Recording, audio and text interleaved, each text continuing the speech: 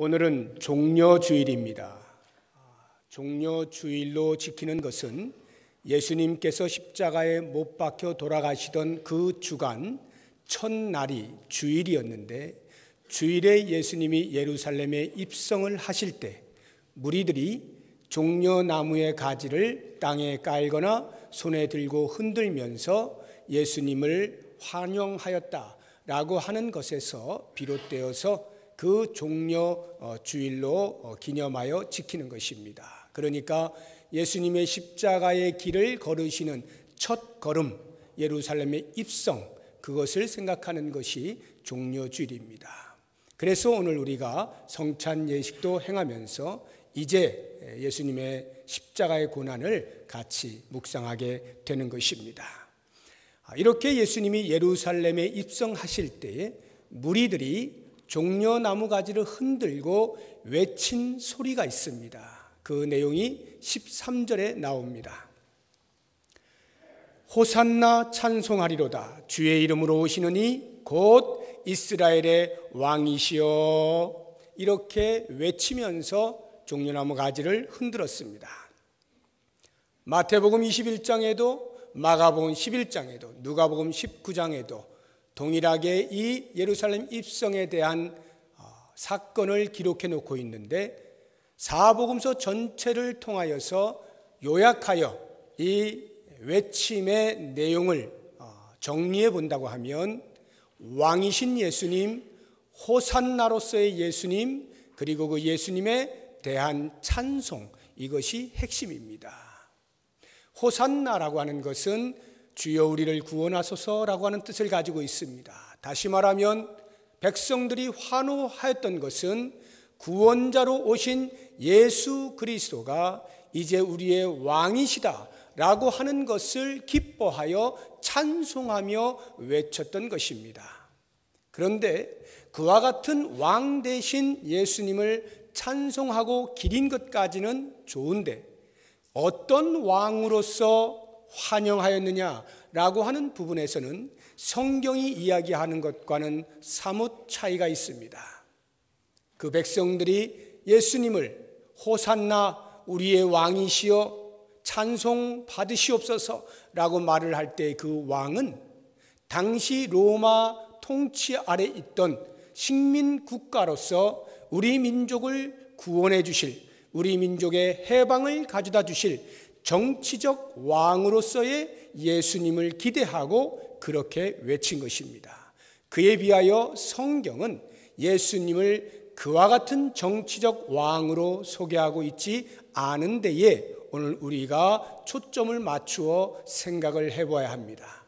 성경은 우리에게 예수님을 전혀 엉뚱하게 평화의 왕으로, 겸손의 왕으로 소개를 하고 있습니다.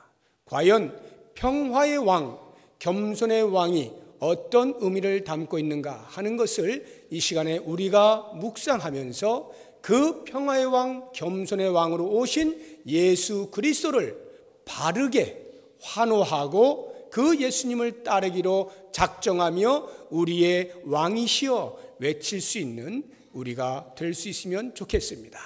그러면 먼저 평화의 왕 되신 예수님에 대해서 생각을 해보겠습니다. 우리가 예수님을 평화의 왕이라 할 때는 적어도 세 가지 영역에서 생각을 해봐야 됩니다. 그 첫 번째 영역은 예수님께서 평화의 왕으로 오실 때 하나님과 죄인된 인간 사이에 평화를 가져다 주신 분이라고 하는 의미를 가지고 있는 것입니다. 우리 같이 한번 로마서 5장 1절을 읽어보도록 하겠습니다. 우리 앞에 자막이 나오니까 로마서 5장 1절 다 같이 읽어봅니다. 그러므로 우리가 믿음으로 의롭다 하심을 받았으니 우리 주 예수 그리스도로 말미암아 하나님과 화평을 누리자. 예수 그리스도를 믿는 믿음으로 인하여 우리는 하나님과 화평할 수 있게 된 것입니다. 구약 시대에는 과연 이스라엘 백성들이 어떻게 하나님과 화목하며 살 수가 있었습니까? 죄인된 인간의 몸으로 하나님과 화평할 수가 없었는데 하나님께서 특별하게 성막을 제정하게 하시고 그 안에서 제사 제도를 통하여서 화평할 수 있는 일시적 방편을 마련해 주셨습니다. 그래서 성막에 들어갈 때 가장 앞에 번제단이 있죠. 그곳에 짐승을 잡아서 인간의 죄를 그 짐승에 전가시키고 짐승을 죽여 피를 내고 불을 살라서 하나님께 드림으로써 일시적으로 죄 없다 여김을 받고 지성소에 임재하여 계신 하나님과 더불어 만나는 화평의 시간을 가질 수가 있었던 것입니다. 그런데 이와 같은 제사는 단 한 번으로 끝나는 것이 아니라 우리 인간들이 죄를 지을 때마다 반복하여 매일같이 제사를 드려야만 했습니다. 다시 말하면 하나님과의 화평이란 대단히 일시적이고 불완전한 모습이었습니다.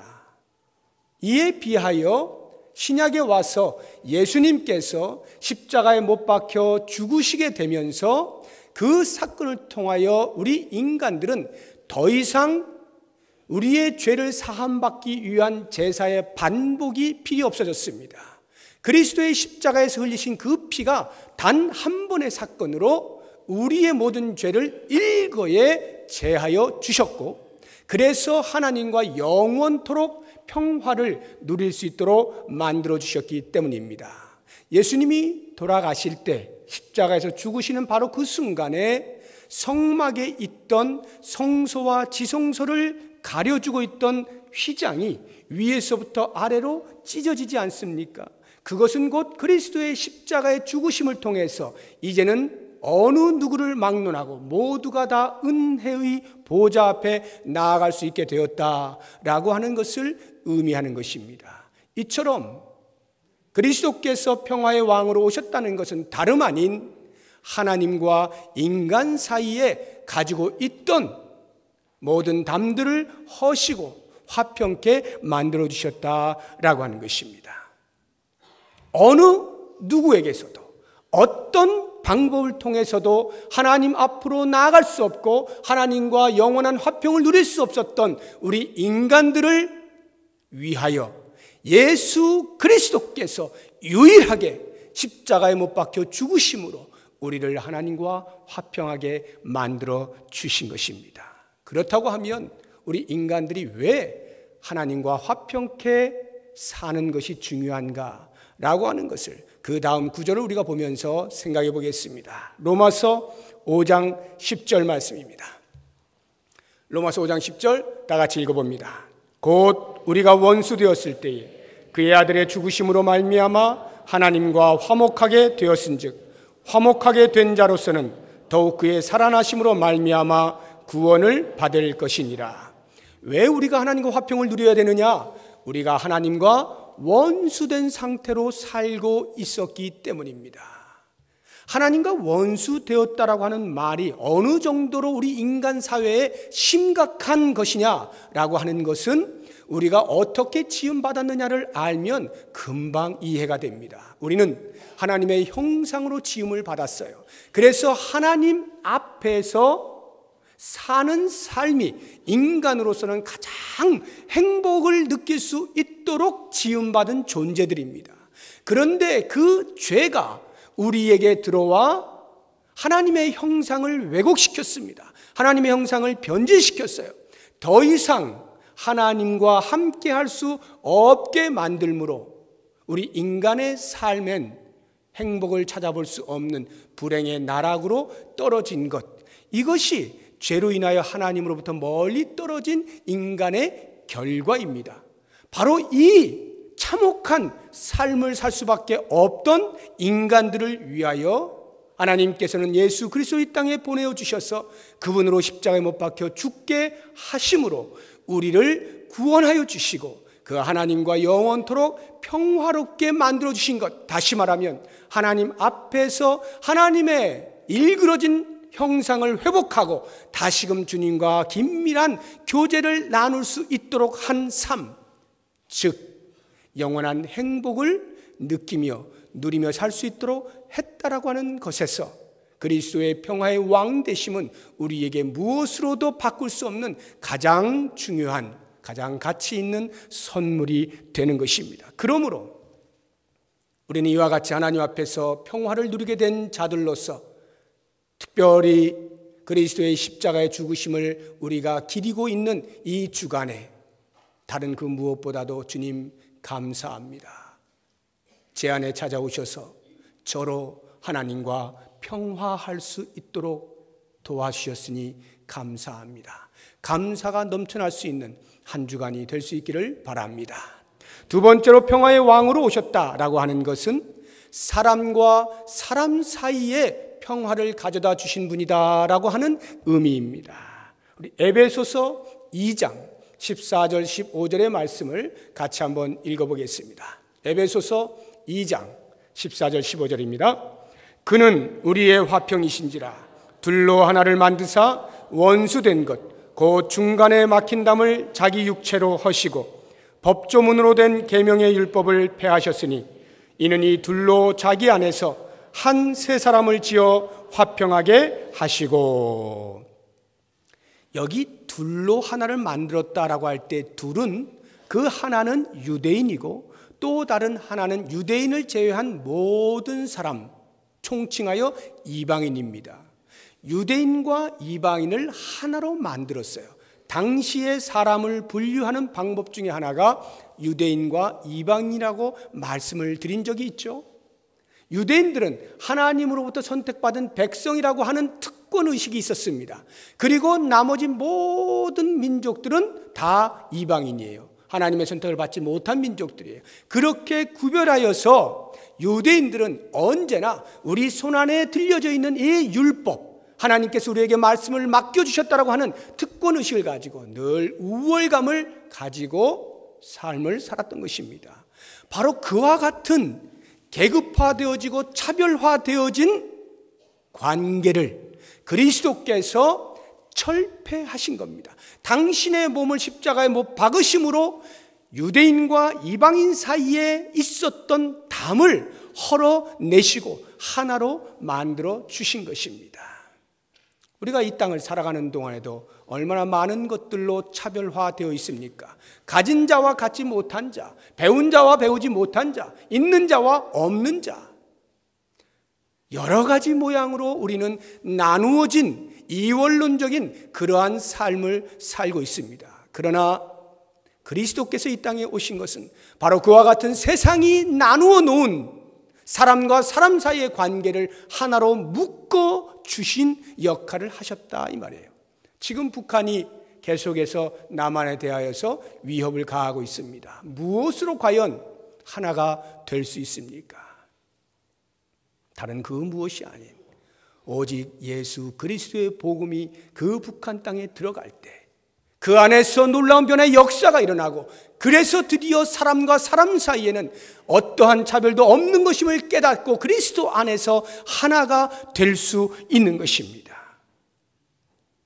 교회가 잊지 말아야 할 중요한 것 하나가, 교회 안에 들어오는 어떤 누구도 세상이 구별해 놓은 그 차별됨으로 교회 안에서도 차별화되어서는 안 된다는 것이에요. 대통령도 총서부도 그리스도 안에 들어온 자들은 모두가 한 형제요, 한 자매요, 평등한 자들이요, 동일한 자유인인 것을 잊지 말아야 합니다. 만약에 교회 안에서 그와 같은 평등함을 놓치고 사회가 구별해 놓은 그 방식을 따라서 여전히 사람들을 대한다면 그것은 교회라 할 수 없어요. 예수님을 머리로 모신 교회라 할 수 없는 것입니다. 뿐만 아니라 그리스도께서 사람과 사람 사이에 평화를 주셨다는 것은 그렇게 차별화된 것을 철폐하신 것뿐만 아니라 인간 사이에 가지고 있는 갈등과 미움과 분열의 상처들도 다 치료하신다는 뜻이에요. 우리들의 마음속에는 누군가에 대하여 미움의 감정이 있을 수가 있고, 그래서 갈등을 일으킬 수가 있고, 심하면 충돌을 하게 되고, 더 심하면 분열을 하게 됩니다. 그러나 여러분, 예수님은 결코 우리에게 그것을 원하시지 않아요. 그리스도께서 이 땅에 평화의 왕으로 오셨다는 것은 우리의 마음 가운데 있는 모든 다툼과 시기와 질투와 갈등과 분열의 요소들을 다 없애주시고 그리스도 안에서 오직 하나 되게 만드시고 그리스도 안에서 새로운 공동체, 새로운 가족, 형제와 자매로 묶어 주신 것, 이것이 바로 그리스도께서 이 땅에 평화의 왕으로 오셨다는 의미예요. 그러므로 사랑하는 여러분, 이번 한 주간 동안 주 앞에 나와 새벽 기도를 할 때에 기도하시는 가운데 혹이라도 내 마음 가운데 아직도 해결되지 아니한 그 어떤 문제가 누군가와 관계를 가지고 있다면 이번 기회를 통해서 다 내어버리시고 그 그리스도의 평화의 왕을 마음 깊이 모시고 그분이 우리에게 남겨주신 하나 되는 은혜들, 용납하는 은혜들, 수용하는 은혜들을 마음껏 누릴 수 있는 귀한 한 주간이 되시기를 바랍니다. 평화의 왕으로 오셨다라고 할 때 세 번째로 우리가 생각해야 되는 영역은 바로 우리 자신입니다. 평화의 왕으로 오신 예수님께서는 우리 자신들에게 우리의 마음에, 인간의 영혼의 평화를 가져다 주신 분이다 라고 하는 의미입니다. 영혼의 평화, 마음의 평화. 우리 같이 한번 말씀을 보도록 하겠습니다. 요한복음 14장 27절입니다. 요한복음 14장 27절 같이 읽어봅니다. 평안을 너희에게 끼치노니 곧 나의 평안을 너희에게 주노라. 내가 너희에게 주는 것은 세상이 주는 것과 같지 아니하니라. 너희는 마음에 근심하지도 말고 두려워하지도 말라. 한 절 계속해서 읽어봅니다. 요한복음 16장 33절입니다. 이것을 너희에게 이르는 것은 너희로 내 안에서 평안을 누리게 하려 함이라. 세상에서는 너희가 환난을 당하나 담대하라. 내가 세상을 이기었노라. 아멘. 예수님이 평화의 왕으로 오셨다는 것은 우리 각 사람의 마음에 평화를 가져다 주시는 거예요. 각 사람의 마음에 영혼의 평화를 가져다 주시는 거예요. 이런 말씀을 드리면 어떤 분들은 내가 정말 원하는 것은 마음의 평화가 아니고 지금 당장 내가 먹고 사는 일에 지치고 힘든데 물질에 좀 어떤 복을 주시면 좋겠다. 내가 지금 몸이 아파 너무 힘든데 건강에 복을 주시면 차라리 낫겠다. 이런 생각을 얼마든지 하실 수가 있습니다. 그러면 우리 예수님이 과연 그러한 사실을 모르셔서 우리에게 물질을 주시지 않은 걸까요? 그걸 모르셔서 우리에게 건강을 주시지 않은 건가요? 아닙니다. 왜 예수님께서 그런 물질이며 건강, 우리가 원하는, 우리가 지고 싶어하는 것들이 아닌 마음의 평화, 영혼의 평화를 주신다라고 말씀하시는가? 그 이유는 다름 아니라 우리가 지금 당장 볼 때는 눈에 보이는 가시적인 것이 필요하다고 여길지 몰라도 사실 인간은 정신세계가 물질세계를 지배하며 살도록 되어 있기 때문인 것을 예수님이 아시는 것이에요. 한번 생각해 보세요. 우리가 돈이 많습니다. 건강해요. 하고 싶은 거 다 해요. 그러나 정작 마음의 평화가 없어 근심과 걱정으로 가득 차 있다면 그 우울함을 어떻게 이겨낼 수 있을 것이고 가지고 있는 모든 물질과 그 건강이 무슨 소용이 있겠어요? 아주 엉뚱한 곳에 사용되거나 아니면 사용되지도 못한 채 폐기가 되고 그렇게 무기력한 삶을 살 수밖에 없어요. 그러나 보세요. 마음의 평화가 있는 사람은 근심과 걱정을 주 앞에 내려놓고 주의 인도하심을 따라 살겠노라고 다짐하고 그러한 삶을 경험하는 사람은 비록 내 손에 많은 것이 쥐어져 있지 않다 할지라도 내 육체의 건강이 그렇게 충분치 않다 할지라도 마음의 평화가 내게 평화를 가져다 주신 그 예수님으로 인하여서 그러한 환경적 요소들을 이겨낼 수 있는, 극복할 수 있는, 견딜 수 있는 힘이 생기는 거예요.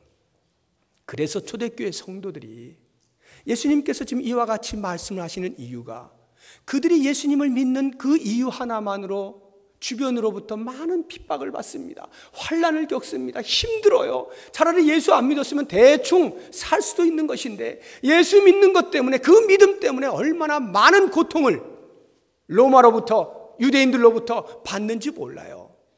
그런데 예수님께서는 그와 같은 환경적 요소를 없애주시는 것이 아니라 마음의 평화를 빌고 계시는 거예요. 왜? 그것으로 얼마든지 외부의 환경을 이겨낼 수 있기 때문이죠. 초대교회 성도는 실제로 그렇게 이겨내지 않았습니까? 자기가 목숨을 내어 던지고 순교하는 그 자리에서도 내 몸은 너희들이 뺏을지 몰라도 나의 영혼은 뺏지 못하니 나의 몸과 영혼을 다 주관하시는 여호와 앞에서 나의 마음을 지켜 나는 신앙의 자리를 사수한다 라고 하는 이것이 그들에게 다가온 위협을 넘어뜨리지 못하게 하는 것입니다. 그 위협이 그들을 넘어뜨리지 못하는 거예요. 그래서 마음의 평화, 영혼의 평화가 무엇보다 중요한 거예요. 이 땅을 우리가 살아가는 동안에 우리는 예수님께서 눈의 동자와 같이 우리를 지키신다고 하는 확신, 암탉이 병아리를 품듯이 주의 크신 날개 아래 우리를 품으신다는 사실, 우리 주님께서 평생의 그의 선하심과 인자하심으로 우리와 함께 하신다고 하는 그 사실, 그것을 마음의 평화를 통하여 깨닫고 느끼면서 그래서 풍랑이 내 삶 가운데 있다 할지라도 주님이 나와 함께 하시면 저는 끄덕없습니다, 저는 함께 갑니다 하고 삶을 승리하며 살아가는 것, 이것이 바로 예수님께서 우리에게 다가오셔서 주신 마음의 평화요, 평화의 왕으로 오신 이유가 되는 것입니다. 사랑하는 성도 여러분, 기억하십시오. 우리가 예수님을 믿는다라고 할 때는 적어도 이렇게 세상에서는 비교할 수 없는, 세상에서는 줄 수 없는 영혼의 평화를 누리시면서 이 땅에 아무리 우리를 옥죄온다 할지라도 하늘을 바라보면서 하늘의 소망을 두고 넉넉히 살아가 우리의 마음의 평화의 왕을 모신 그 삶을 온전하게 드러낼 수 있는 복된 삶을 사시기를 주의 이름으로 축복합니다. 이제 마지막으로 우리가 예수님이 겸손의 왕으로 오셨다라고 할 때 그 의미가 무엇인가 하는 것을 생각해 보겠습니다. 예수님은 마태복음 11장 29절에 보니까 나는 마음이 온유하고 겸손하다라고 직접 말씀을 하셨어요. 예수님의 겸손은 그 무엇보다도 예수님의 탄생에서 시작한다라고 볼 수가 있겠습니다. 예수님의 탄생이 과연 어떠한 겸손을 보여주는지 말씀을 통해 보도록 하겠습니다. 빌립보서 2장입니다. 빌립보서 2장 5절에서 7절에 있는 말씀 우리 같이 읽어봅니다. 너희 안에 이 마음을 품으라. 곧 그리스도 예수의 마음이니 그는 근본 하나님의 본체시나 하나님과 동등됨을 취할 것으로 여기지 아니하시고 오히려 자기를 비워 종의 형체를 가지사 사람들과 같이 되셨고. 예수님은 본래 하나님과 본체셔요. 하나님 자신이셔요. 하나님과 동등하셔요. 그럼에도 불구하고 신이신 주님께서 구원의 사역을 이루시기 위하여 이 땅에 내려오실 때 그 신의 영광을 버리시고 인간의 육체의 몸, 이 죄로 찌들어 있는 육체의 몸으로 오셨어요.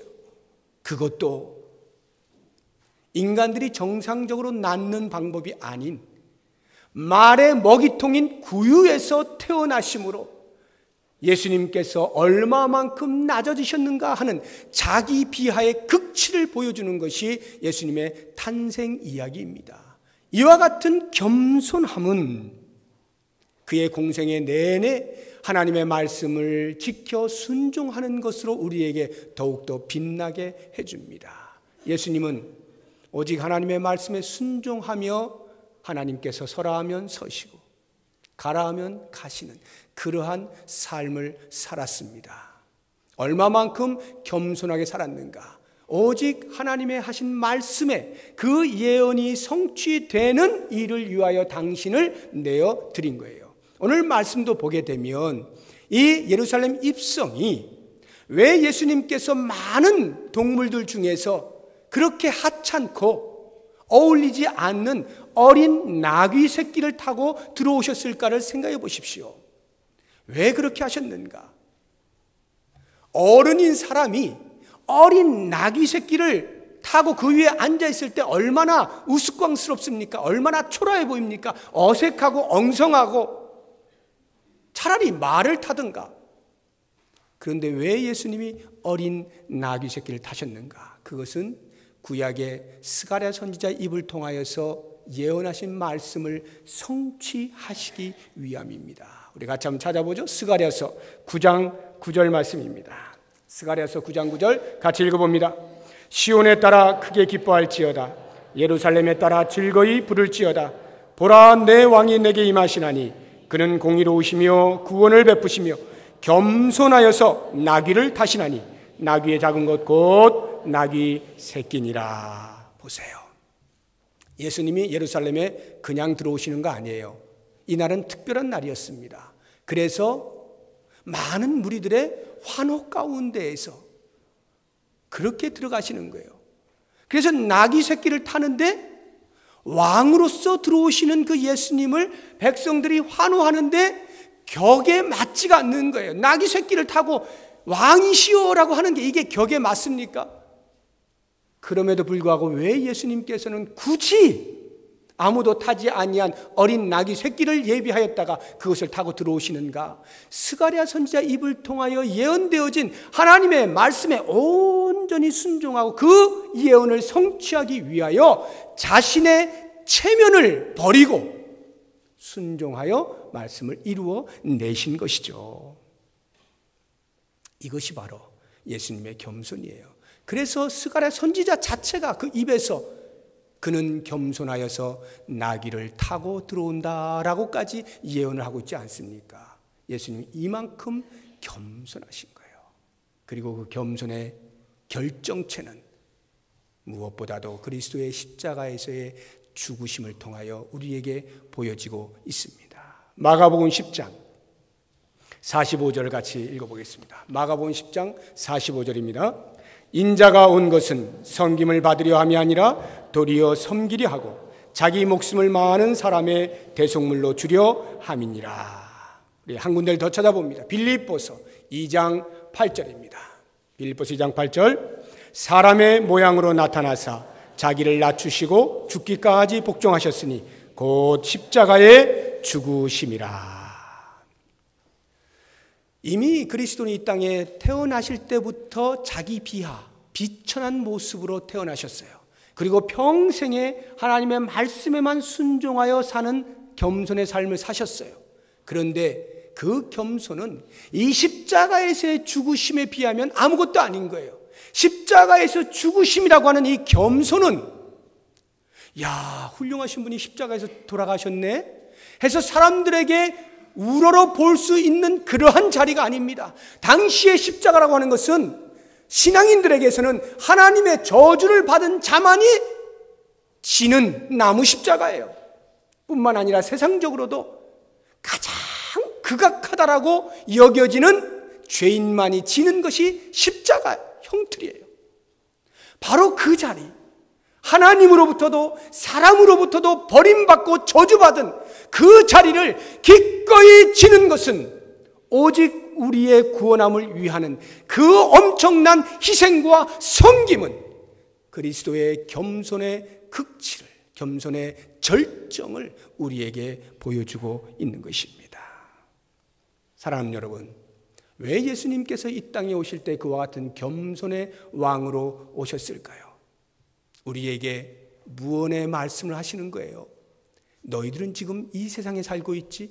이 세상의 법칙을 따라 살고 있지? 이 세상의 법칙은 위에 있는 자가 아래 있는 자를 누르는 것이고 가진 자가 없는 자를 억압하는 것이고 배운 자가 배우지 못한 자를 무시하는 것이고 그와 같은 삶으로 살지라도 나는 너희들에게 말하노니 이제 그리스도 안에 들어온 새로운 공동체의 일원들은 모두가 나처럼 겸손하여 나보다 다른 사람을 더 높여 낮게 여기는 삶을 살아야 한다. 이것이 제자도다. 너희에게 주어진 십자가를 각각 지고 내가 걸은 그 길을 걸어다오. 이와 같은 말씀을 하시기 위해서 먼저 본으로 우리에게 겸손의 왕으로 오시게 된 것입니다. 사랑하는 성도 여러분, 이제 내일부터 고난주간 한 주간 동안의 특별 새벽 기도회가 시작이 됩니다. 이 한 주간 동안 여러분 기도하시면서 평화의 왕으로 겸손의 왕으로 오신 예수님을 깊이 묵상하고 연합의 삶을 다짐할 수 있는 시간이 되었으면 좋겠습니다. 하나님과 원수되었던 우리를 화평케 하신 그 주님, 내 안에 가지고 있는 모든 미움과 갈등의 요소들을 다 내어버리고 그리스도의 사랑으로 하나 되게 만들어 주신 그 평화, 무엇보다도 이 땅에 험난한 세상을 살면서도 굴하지 아니하고 넉넉히 믿음의 길을 걸어갈 수 있도록 영혼의 평화를 주신 그 주님을 묵상하면서 가장 낮은 인간의 자리에 오셔서 죽기까지 주의 말씀에 순종하다가 십자가의 사건을 통하여 우리에게 겸손이 무엇인가를 결정적으로 보여주신 그 어마어마한 섬김의 삶, 겸손의 삶을 이번 한 주간 동안 기도하시는 가운데 깊이 깨달으시고, 그래서 내 마음 가운데 주님, 저를 위해서 그렇게 희생해 주신 은혜 감사합니다. 감사의 눈물을 흘리시고, 내가 그동안에 그렇게 살지 못하였던 모든 죄들을 용서해 주십시오. 회개의 눈물을 흘리시고, 이제는 주님께서 원하시는 그 제자의 길을 뚜벅뚜벅 걸어가겠습니다. 다짐하시며 결심하시는 눈물을 흘리실 수 있는 귀한 한 주간이 되시기를 주의 이름으로 축복합니다. 기도하겠습니다. 하나님, 우리의 눈에 눈물이 마르지 아니하였습니까?